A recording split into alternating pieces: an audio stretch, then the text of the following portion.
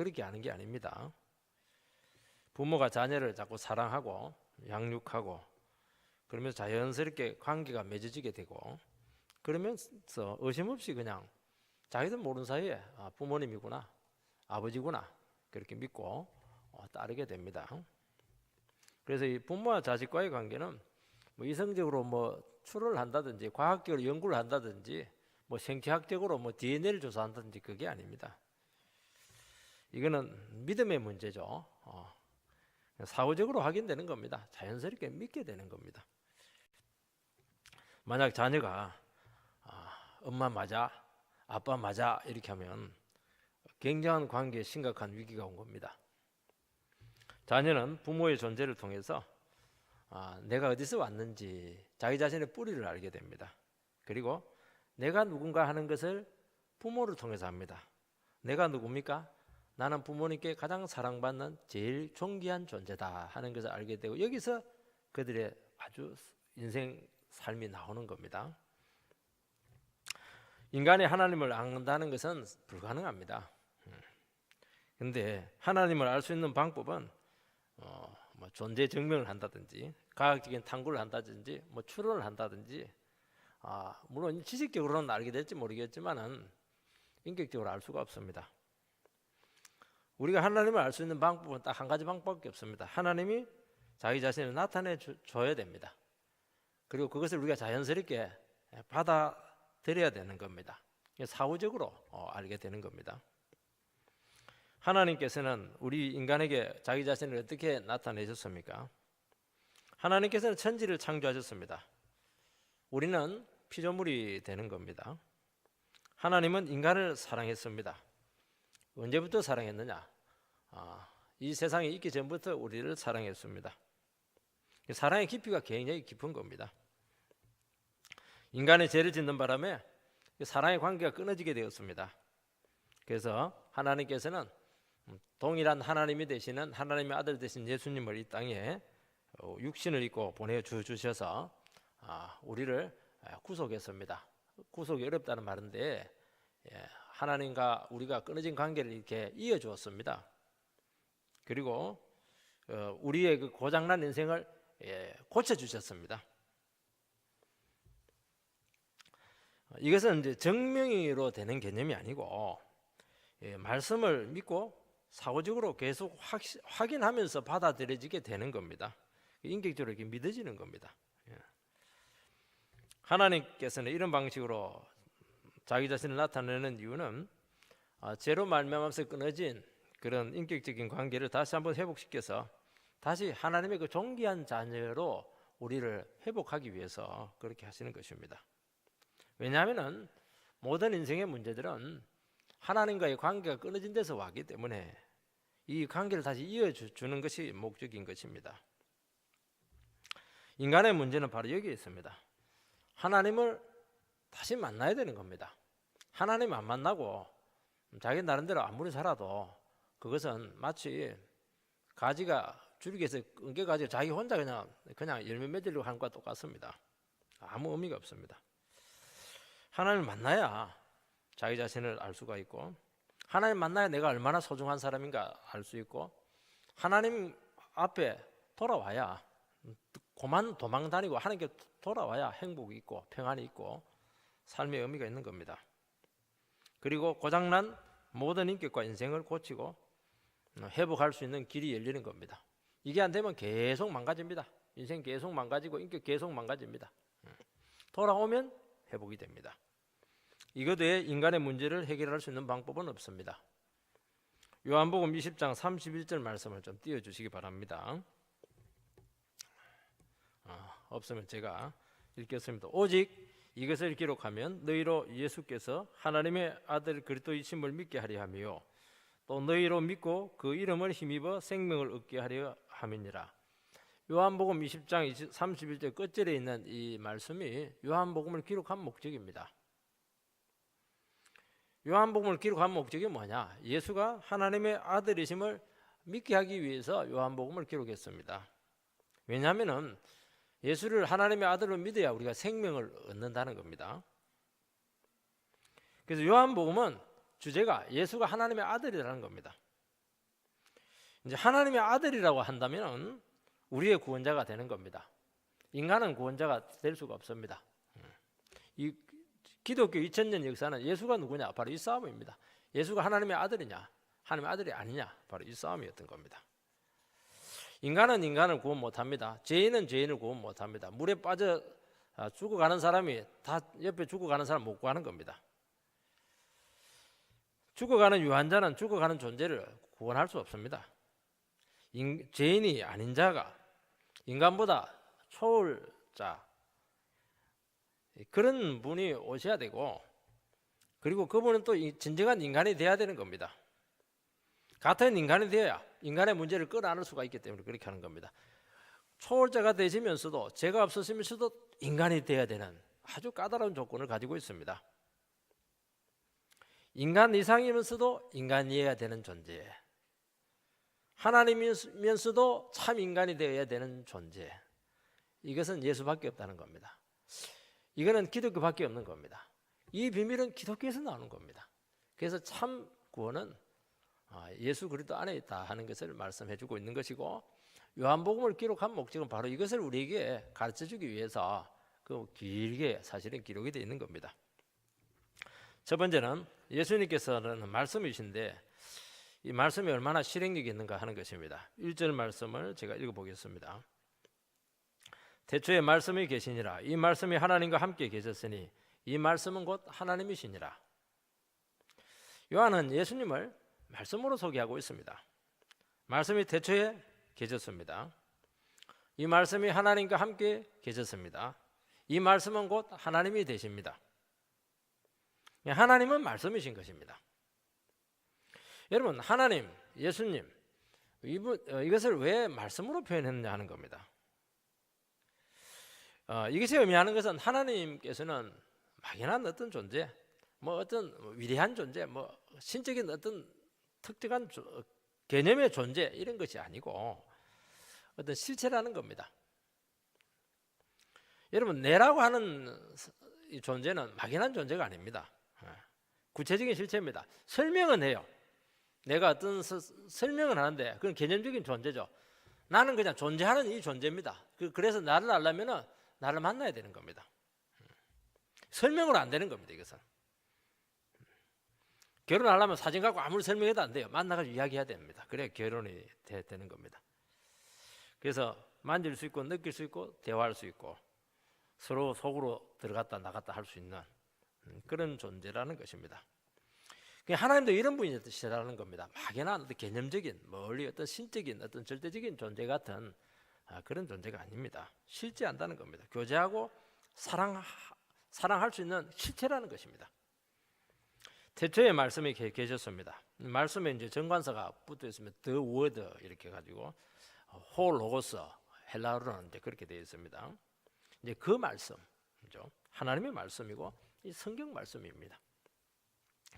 절대적인 신적인 존재가 되신다는 것입니다. 이 말씀은 태초부터 계셨습니다.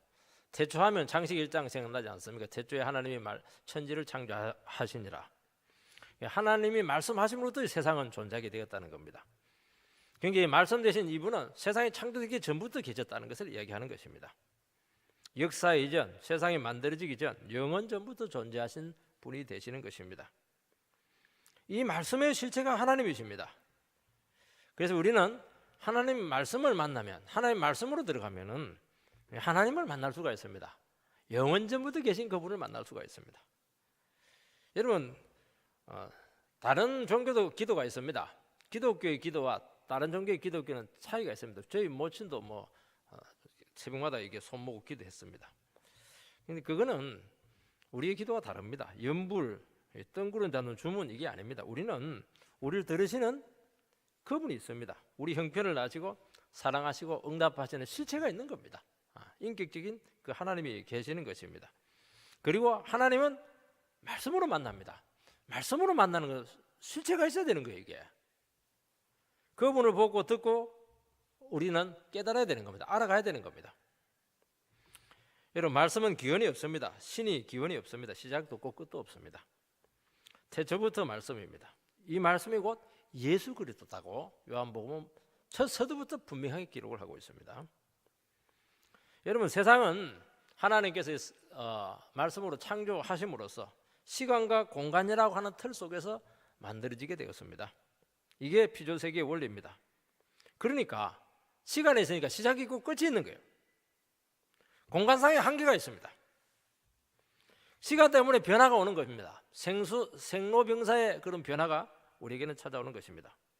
인간은 생각을 하게 될 때 반드시 시간과 공간이라고 하는 그 개념을 통해서 생각을 합니다. 그래서 그 생각하다가 끝이 뭐냐? 태초입니다. 그 이후로는 모르는 겁니다. 예수님께서는 육신을 입고 이 세상에 오셨습니다.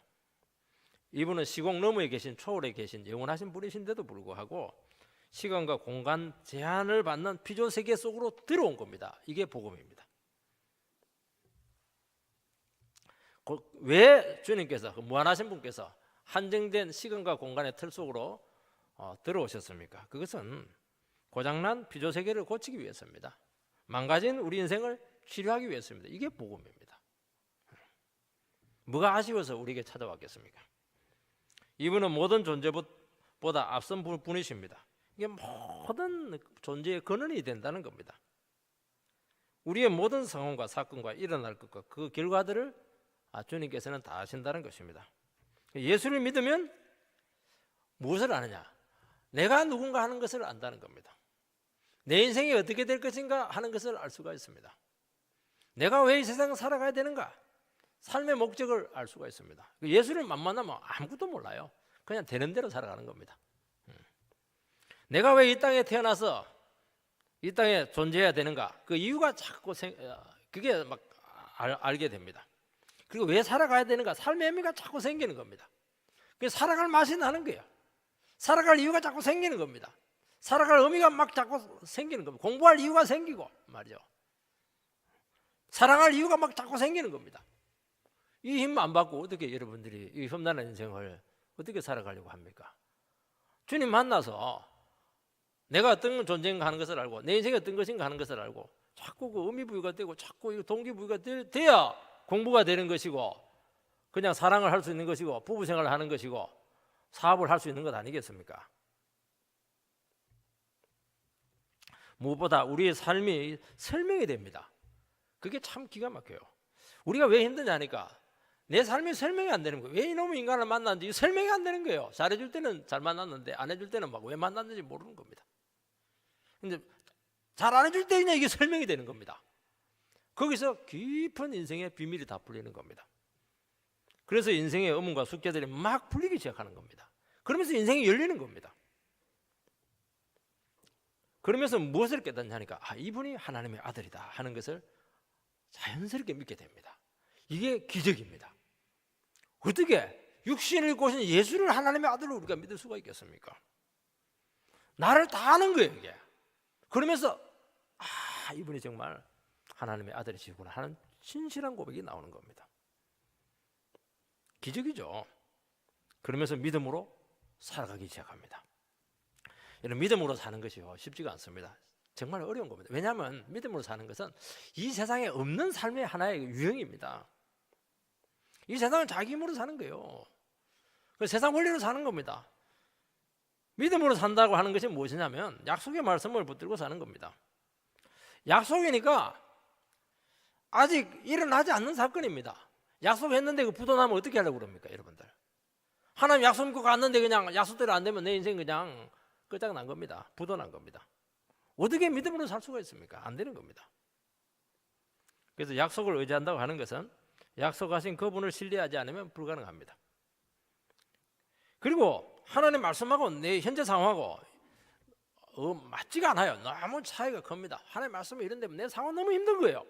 하나님이 나를 사랑하시고 좋은 걸 주기를 원하신다 이렇게 하는데 내 상황은 너무 절박한 거예요 이게. 그러면 어떻게 해야 됩니까? 뭘 믿어야 되겠습니까? 그때 내 상황을 믿지 말고 약속을 믿는 겁니다. 그러면 어떻게 됩니까? 약속의 말씀을 믿고 가면 시간과 공간이라고 하는 이 피조세계 속에서 그 말씀이 이루어지기 시작하고 주님께서 그 세계를 이렇게 만들어 가십니다. 그러니까 믿음이라고 하는 것은요 그냥 혼자 믿는다 결심이 아닙니다. 믿으면 하나님의 말씀에 의해서 우리의 삶이 새롭게 만들어집니다. 그래서 기독교는 운명이 아닙니다. 세상은 자꾸 운명이라고 그래요. 팔자가 나쁘다고 그렇게 하는데 그렇지가 않아요. 우리가 아무리 팔자가 나쁘고 이렇게 해도요, 예수를 믿는 순간부터 하나님 약속 붙들고 가면 그대로 되는 겁니다.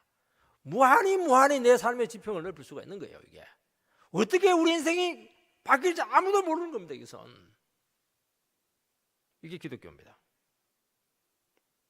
반드시 우리 인생을 하나님의 뜻대로 만들어 가십니다.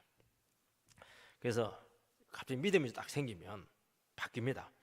우리 주위에 있는 이 상황들, 피조 세계가 굉장히 우리에게 우호적으로 반응하기 시작합니다.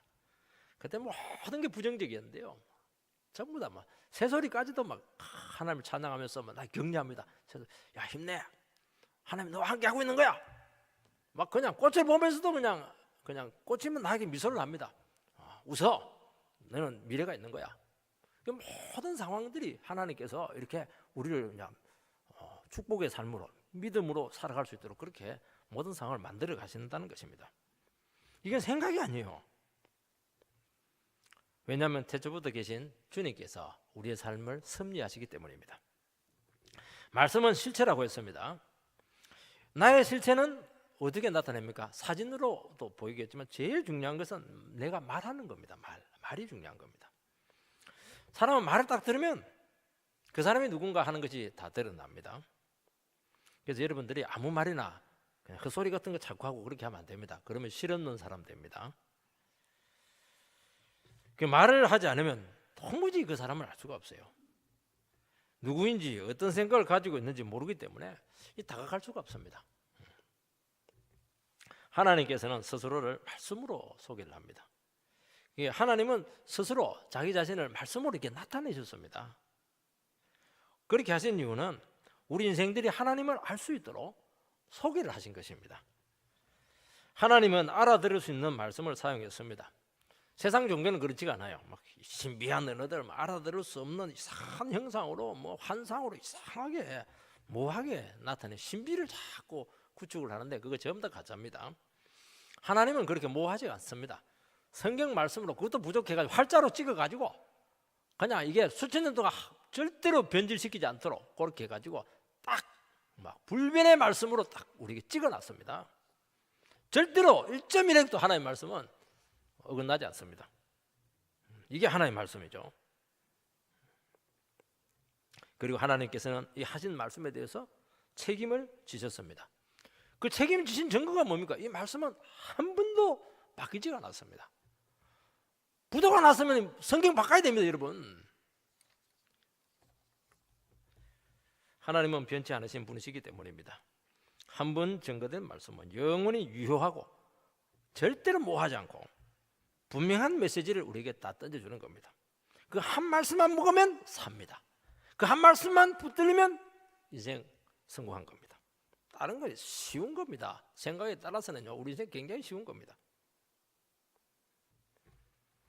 인간의 말은 상황과 시대에 따라서 자꾸 변질이 되고 의미도 달라지고 효력도 없어지고 자기도 무슨 말 해놓고 나서 무슨 말 했는지도 모릅니다. 하나님의 말씀은 세상 끝날까지 1.1획도 없어지지 아니하리라. 천지는 없어지겠으나 하나님의 말, 내 말은 없어지지 아니하리라. 그렇게 분명히 말씀했습니다. 그러니까 여러분, 천지를 붙들고 살면 안 됩니다. 눈에 보이는 이게 땅 그거 붙들고 살면 안 되는 겁니다. 뭐 붙들고 살아야 됩니까? 말씀을 붙들고 살아야 된다는 겁니다. 하나님께서는 아들을 보내어서 하나님에 대해서 계속 말씀해 주셨습니다. 죄인들을 구원으로 초청하신 것입니다. 히브리어로 이 말씀할 때 이 의미가 뭐냐면 다발이다. 다발. 머리에 있는 거 다발이 아니고 다발 이렇게 합니다. 다발은 어떤 특징을 갖고 있냐 하니까 말한다, 행한다 두 가지가 합성어입니다. 인간은 이제 커뮤니케이션, 의사 전달 수단으로 어떻게 이제 말을 많이 사용합니다. 그런데 성경에서 말하는 이 다발 말씀은 어떤 사건을 만들어냅니다. 하나님께 빛이 있으라. 그럼 사건이에요. 그것은 빛이 있는 겁니다. 인간의 말도 어느 정도 실행력이 있습니다. 너 참 이쁘다, 이쁘다 이러면 얘들 이뻐져요. 하나님의 말씀은 100% 실행이 될 줄 믿습니다. 상황을 바꿔냅니다. 되게 합니다. 하나님의 말씀은 절대적인 영향력을 가지고 있습니다. 하나님은 그래서 반드시 말씀을 통해서 일하십니다. 말씀하시면 그대로 됩니다. 이거는 객관적인 것이거든요. 말씀이 능력입니다. 말씀은 살아있고 운동력이 있어 좌우에 날선 검체는 우리의 골수와 심령을 찔러 쪼개기까지 한다고 말씀했습니다. 얼마나 예리한 칼인지 모릅니다. 이 말씀을 잘못 다루면 이게 흉기가 될 수가 있고, 이 말씀을 잘 다루면 막 영혼을 치료하는 엄청난 능력으로 나타나는 겁니다. 그러니까 말씀을 믿고 순종하면 이루어진다는 겁니다. 말씀을 믿고 나가면 말씀이 모든 것을 창조하고 세우시는 겁니다. 제 목회 원칙은 말씀 목회입니다. 그렇게 하는 이유는 말씀이 증거되면 말씀이 교회를 세우고, 말씀이 사람들을 불러오고, 말씀이 사람들을 변화시키고, 말씀이 그 각자 성도들의 삶을 축복으로 이끄신다는 그 믿음이 있기 때문에 말씀 목회를 하는 겁니다. 그래 하면 내가 다 붙들어줘야 됩니다. 내가 하나님도 아닌데 어떻게 그걸 감당하겠습니까? 안 되는 겁니다.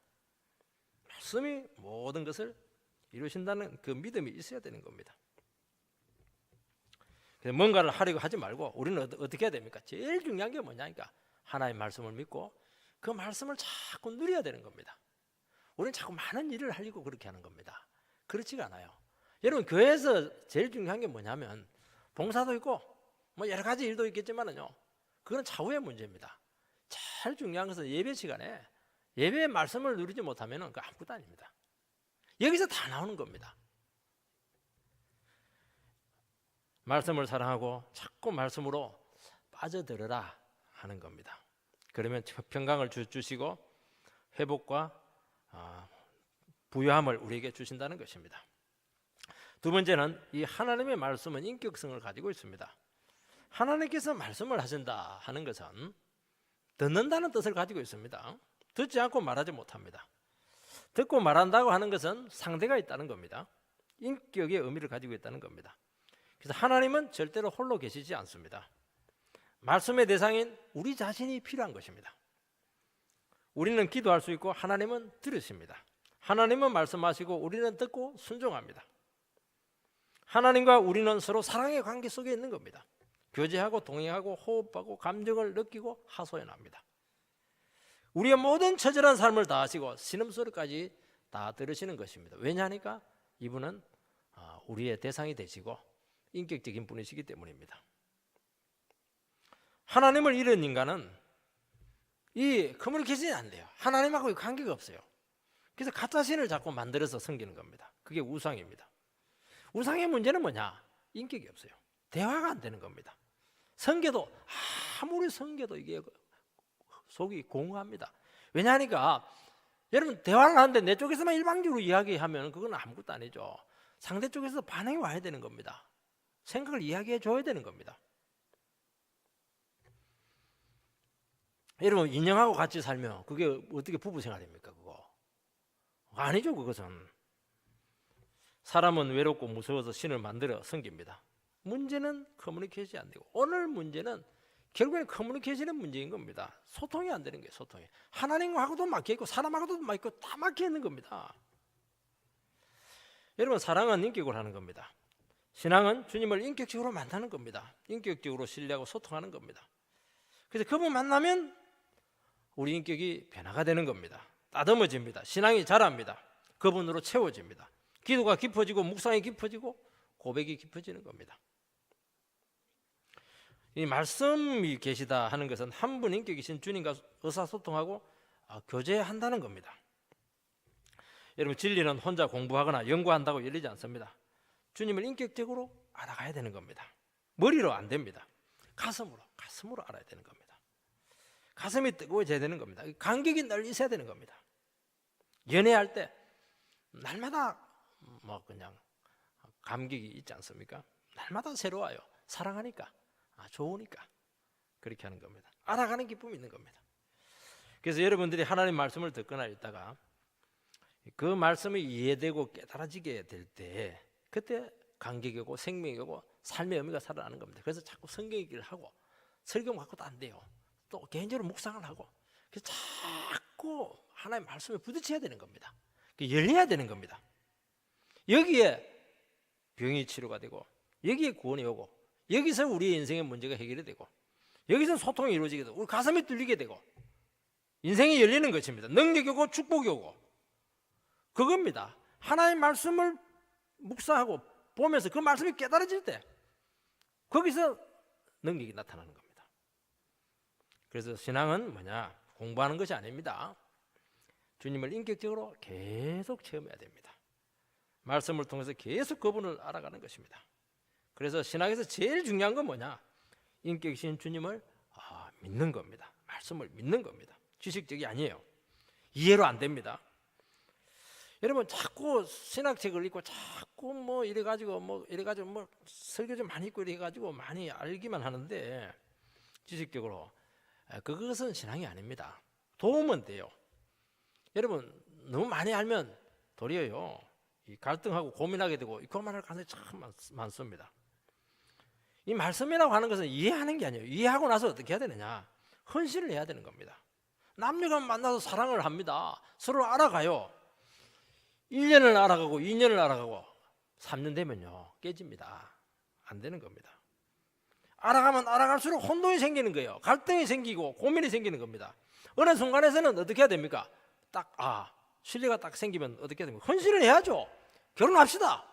위대한 매듭이 되는 것이고 더 새로운 세계로 들어가는 겁니다. 지식적으로 하는 거는 이것은 안 돼요. 딱 확신이 들면 그분에게 나 인생을 갖다 바쳐야 되는 겁니다. 예수님 저랑 결혼을 해 주십시오. 그렇게 믿음으로 고백하고 세례를 받아야 되는 겁니다. 이게 힘이죠. 그래서 믿는 자에게는 능치 못함이 없느니라. 그렇게 분명히 말씀했습니다. 믿고 믿는다는 것은 내 인생을 그분에게 맡기는 겁니다. 이 말씀이 하나님과 함께 계셨습니다. 이 말씀이 곧 하나님이십니다. 하나님을 말씀으로 찾으라는 것입니다. 헬라 사람들은 하나님을 이 지식으로 찾았습니다. 불교는 이 순간의 찰나에서 순간적인 깨달음이 있죠. 이걸 굉장히 중요하게 여깁니다. 공자님은 내가 저녁에 아침에 일어나고 저녁에 진리 알았으면 참 좋겠다. 얼마나 진리에 대한 갈구를 했습니까? 그렇게 해서 깨달아지는 게 아닙니다. 기독교는 뭐냐? 말씀이 능력이고 구원이고 은혜고 해방이고 축복이고 생명인 것입니다. 그래서 말씀을 사랑하고 말씀의 목숨을 걸으라고 귀가 따갑도록 말하는 겁니다. 절대로 깨달음, 지식, 추상적인 개념 그게 아니에요. 한 분 인격 속에 모든 게 다 들어있는 겁니다. 교훈이 아니에요. 학원 강사가 가르칠 수가 없는 거예요. 반드시 인격적인 거부를 통해서만 우리가 알 수 있는 겁니다. 교제해야 돼요. 사랑해야 돼요. 그분을 만나야 돼요. 정기적으로 말씀을 통해서 만나야 되고 큐티를 통해서 만나야 되고 예배를 통해서 만나야 되고 성경을 통해서 만나야 되는 겁니다. 정말 사랑하면 안 만나겠습니까? 연애하는 사람들 보면요 새벽 2시에도 만나고 4시에도 만나요. 시간 없다 그렇게 하면서도 예배는 안 나오면서도 연애는 그렇게 하는 게 이게 누굴 더 사랑하는 겁니까?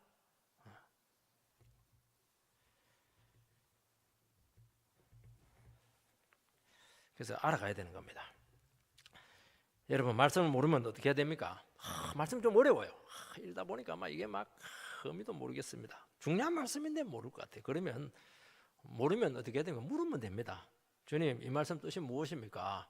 쉽게 가르쳐 줍니까? 안 가르쳐 주죠. 그래도 참 매달리면요 가르쳐 줍니다. 이게 말씀이 열리는 겁니다. 길을 모르면 어떻게 됩니까? 주님 가르쳐 줍니까? 안 가르쳐 주죠. 이거 얼마나 귀한 길인데요. 맨입으로 너희들이 그냥 따먹으려고 하냐? 그렇게 할 줄 모릅니다. 가르쳐 줍니다. 하나님 정말 우리의 믿음으로 그걸 요구를 하고 질문하면 가르쳐 줍니다. 그리고 길을 반드시 열어주십니다. 그래서 기독교는 교훈의 종교가 아니고 한 분 인격이신 예수를 아는 것이고 닮아가는 것입니다. 그래서 그분에게 진리를 배우려면 어떻게 해야 됩니까? 겸손하게 그분 권위 안으로 들어가야 됩니다. 그분을 존경하고 인정하고 사랑하고 따르고 순종하고 신뢰하는 겁니다. 선생님에게 많은 것 배우려면 선생님을 인정하고 그분 밑으로 들어가야 되는 겁니다. 열린 마음. 기독교는 열린 마음입니다. 머리가 아닙니다. IQ가 아닙니다. 마음이 열려 있어야 돼요. 주님께 열려 있어야 되고 교회에 대해서 열려 있어야 되고 주의 종들에게 대해서 마음이 열려 있어야 되는 겁니다. 이게 안 되면은 맹탕입니다. 아무리 예배드려도 안 되는 겁니다. 이 마음의 문제입니다. 열려야 돼. 열려라 참깨. 이러면 금덩이가 나올지 모르겠지만 우리는 말씀이 나오는 겁니다.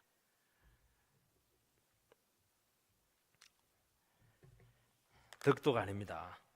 누가 고행이나 참선이나 수양을 많이 했느냐 그거 아닙니다. 그거 많이 하면요 우리로 봤을 때는 이상한 인간이 됩니다. 이상한 인간이 돼요. 왜냐하면 자기 의를 자꾸 쌓는 것이기 때문입니다. 그래서 기독교는 마음의 자세에 문제가 있다는 겁니다. 여러분 지혜와 축복과 능력과 구원은 결국 마음의 자세입니다. 마음의 자세. 내 마음을 열어서 주님을 받아들이고 그렇게 하면 주님께서도 마음을 열으시고 우리에게 찾아오시고 뭔가 열어서 주시는 겁니다. 우리의 인생은 우리 안에 있는 것을 사는 게 아니에요. 우리는 너무 답답해요. 왜냐하면 세상의 자원은 조그만한데 서로 더 가지려고 하니까 늘 결핍이고 궁핍이고 고통이에요. 이게 친구끼리 만나도 막 늘 돈 문제 갖고 싸우고 그렇게 하는 겁니다. 늘 부족해요. 그런데 기독교는 하늘이 뚫려야 됩니다. 하늘에서 새로운 자원이 내려와야 되는 겁니다. 그래서 하나님께서 열어가지고 뭘 줘야 돼요. 받아야 되는 겁니다. 받아내는 겁니다. 많이 받아내는 사람이 풍성한 겁니다. 그것을 영생이라고 하는 겁니다. 그러니까 그분에게 매달려야 되지 않겠습니까? 그래서요 그분이 열어서 당신을 주시기 시작하면 영혼이 막 불탑니다. 막 살아납니다. 이거 안 되면 종교생활로 전락합니다. 감사도 없고 감격도 없고 뭐 주일 됐으니까 와서 예배 드리고 타성에 젖은 신앙생활을 하게 되는데 이상해지는 겁니다. 죽은 신앙입니다. 세 번째는 말씀으로 우리의 근본을 찾게 하신다는 것입니다. 주님을 말씀으로 소개합니다. 삼중적으로 소개합니다. 뭐라고 말씀합니까? 태초에 말씀이 계시니라. 이 말씀이 하나님과 함께 있었다. 이 말씀은 곧 하나님이시다. 다양하게 지금 소개를 하고 있습니다. 그 이유는 우리가 하나님을 알게 될 때 우리를 알기 때문입니다. 그리고 우리의 뿌리를 찾는 겁니다. 하나님을 알아야 나를 알고 나의 근본을 알 수가 있기 때문에 이 말씀을 하는 겁니다. 요한복음 서두에서. 이거는 실화입니다. 아들 사형제를 두고 어머니가 먼저 세상을 떠났습니다. 아버지는 장남을 다른 집에 입양을 시켰습니다. 장남은 아버지로부터 버림받았다. 그 고통을 가지고 그 집에서 막 살았습니다. 다행히 입양된 집에서 잘 자라가지고 크게 성공을 했습니다. 그 장남은 늘 마음속에 아버지로부터 버림받은 이 쓴뿌리가 늘 남아 있었습니다. 그래서 막 날이 흐려지면 막 그냥 이게 막 쓴뿌리가 살아나가지고 막 영혼을 엉망으로 만들었습니다. 직장 생활이나 사회 생활이나 결혼 생활이나 자식을 키우면서도 행복하지가 못했어요. 왜? 나는 버림받았으니까요. 그리고 그것만 생각하면 자신감이 없어지는 겁니다. 그걸 커버하기 위해서 막 죽으라고 또 노력을 했습니다. 결과는 또 좋아졌어요. 마음은 늘 불안한 겁니다. 이게 버림받았으니까요. 수소문 끝에 아버지를 찾습니다. 아버지는 여전히 가난했고 자기가 찾아갔는데도 술병 갖다 놓고 막 그냥 술 먹고 있습니다. 같이 방에 혼자 조용하게 앉아 있다가 용서가 안 되는 겁니다. 그래서 뭐 다시 뛰쳐나옵니다. 정말 그 아버지 부여잡고 왜 나를 버렸습니까? 뭐 그냥 소리치고 싶었지만은 그 말을 차마 할 수 없다라는 것이죠. 그 후에 동생들이 와가지고 그동안 있었던 이야기를 듣게 됩니다. 아버지가 장남 네 형제를 키울 능력은 없고 그래도 누군가 공부는 시켜야 되는데 제일 똑똑한 장남을 그냥 입양을 시켜서 제일 사랑하는 아들을 그냥 장남 제일 사랑하지 않았겠어요? 그냥 입양 보내서 공부를 마음껏 해라. 그렇게 그런 의미로 보냈다는 겁니다. 그러고서 아버지는 막 마음이 괴로운 거예요. 이 술로 이 아들에 대한 그리움을 달리게 되었고 혹시 아들의 마음이 흔들릴까 봐 절대로 찾아가지 않았다는 겁니다. 그때 아버지가 이해가 되었고 이제 동생들까지 다 돌보게 되는 그런 이것은 이제 어디서 나온 실화입니다. 실화. 여러분 주님이 스스로를 드러내고 소개하는 이유가 있습니다. 그것은 죄짓고 떠난 하나님을 떠난 인간 때문인 것이죠. 모든 인간들은 다 죄인이기 때문에 정말 버림받은 아픈 기억들을 다 가지고 있습니다. 인간의 본질은 뭐냐? 인간의 본질은 버림받음이에요. 아버지로부터 버림받은 겁니다. 오늘 우리 한국 사회 사람들 전부 다 버림받았다고 그래요. 배신당했다고 그럽니다. 상처가 깊은 거예요. 아픈 기억이 있는 겁니다. 전부 다 도망자입니다. 참다 쫓기면서 지금 살아가고 있는 겁니다. 어디에 평안이 있고 어디에 만족이 있고 어디에 안식이 있습니까? 혼자 있으면요 그냥 쉬지를 못해요. 불안해가지고 말입니다. 쫓겨가지고. 하나님이 인간을 사랑하지 않으면 절대 사랑하지 않는다. 우리를 미워한다. 심판하려고 한다. 하나님에 대한 무슨 적대감이 있습니다. 요한복음에서 말씀하시는 하나님은 그런 하나님이 아니라는 겁니다. 하나님은 독생자를 보내시기까지 버림받은 죄인들을 사랑하셨다는 겁니다. 그 무한하신 분이 시공의 그런 한계 속으로 육신을 가지고 찾아오실 정도로 우리를 사랑했다는 겁니다. 자연계시를 통해서 사랑을 막 나타냈습니다. 율법의 말씀이란 특별 계시로 사랑을 증거했습니다. 그 사랑의 율법마저 그들이 막 팽개쳤을 때 무서운 정죄감에 더 시달리게 되었습니다. 하나님께서는 그래도 포기하지 않고 더 강력한 은혜와 사랑의 방법인 복음으로 죄인들을 다시 우리를 초청하고 부르시고 있는 겁니다. 하나님은 아들을 이 땅에 육신으로 보내어서 죄인들을 불렀습니다. 그리고 나서 어떻게 불렀습니까? 독생자가 와가지고 이제 하나님의 생각을 그냥 아버지 품속에 있는 그 생각을 전부 다 이야기를 해주었습니다. 인간들은 하나님이 자기를 버렸다고 생각하는데 하나님 버린 게 아니에요. 죄 지어가지고 자기들이 도망간 겁니다. 우리에 대한 이 아버지의 생각, 우리에 대한 아버지의 계획이 다 듣고 한 말씀을 통해서 듣게 되었을 때 그때 우리 자신을 알게 되었습니다. 내를 찾게 되었고 그냥 하나님께서 나를 얼마나 사랑하시는가, 하나님께서 나의 인생을 얼마나 귀하게 여기는가, 망하지 않도록 어떻게 하든지 하나님께서 사랑으로 불러서 하나님의 귀한 자녀가 되게 하려고 하는 그것이 목적이었다는 것을 예수의 말씀을 통해서 우리에게 증거를 했다는 겁니다. 그래서 복음은 무엇이냐면 아버지의 우리에 대한 사랑의 이야기, 러브 스토리. 성경은 러브 스토리입니다. 여러분들 러브 스토리 그거 영화 볼 필요 없어요. 성경 보면 막 구구절절 그냥 사랑의 이야기로 꽉 차서 눈물 아니고는 이게 읽을 수가 없는 거예요. 이게 한 번씩 우리 부모님들은 우리들에 대해서 이야기할 때가 있습니다. 우리의 그 어린 시절에 대해서. 그 부모님들이 우리 어린 시절에 대해서 이야기하는 건 우리 애먹인 거죠, 뭐 전부 다. 그런데 그것은 부모의 그 사랑 이야기입니다. 무슨 이야기입니까? 너는 비위가 약해서 먹지도 못해서 밤만 되면 칭얼거리고 잠도 안 자고 말이야. 내가 그냥 직장도 못 가고 얼마나 네가 보탠 줄 아느냐. 뭐 그 얘기하죠. 너도 성질이 대단하다. 한번 들면 절대로 안 끝친단 말이지. 아우, 너는 막 고집이 센 고집이야. 너 같은 놈이 어디서 난지 모르겠다. 사실은 뭐 자기한테서 난 건데 이 부모가 자녀를 비난하는 겁니까? 아니죠. 그런 자녀를 끝까지 포기하지 않고 사랑했다는 겁니다. 너무 귀하다는 겁니다. 그것은 깊은 사랑의 역설적인 표현이라는 겁니다. 죽을 수밖에 없는 처지였지만 부모의 사랑과 헌신으로 다시 살렸다 하는 그 말씀을 듣게 되면은 자녀들이 어떤 생각을 합니까? 내가 이렇게 부모님께 귀한 존재구나. 얼마나 소중하길래 그 인생을 다 버리면서까지 희생을 했을까? 거기서 자신감이 딱 생기는 겁니다. 거기서 인생을 살아갈 수 있는 힘이 딱 생기는 겁니다. 거기서 나를 아는 겁니다. 내가 어떤 사람입니까? 나는 문제가 심각하지만 하나님의 사랑받는 너무 소중한 존재다. 여기서 인생이 풀리는 겁니다. 여러분, 우리가 하나님의 구원을 알고 말씀을 깨닫게 될 때 하나님의 사랑을 깨닫습니다. 이때 내가 얼마나 소중한 존재인가 하는 것을 깨닫게 되면서 내 자신을 찾습니다. 더 이상 열등감이 안 빠져요. 다른 사람과 비교하지 않습니다. 하나님께서 우리를 통해서 얼마나 영광 받을지 막 기대가 되는 겁니다. 우리가 하나님을 모르고 하나님의 사랑을 모르면 어떻게 되느냐?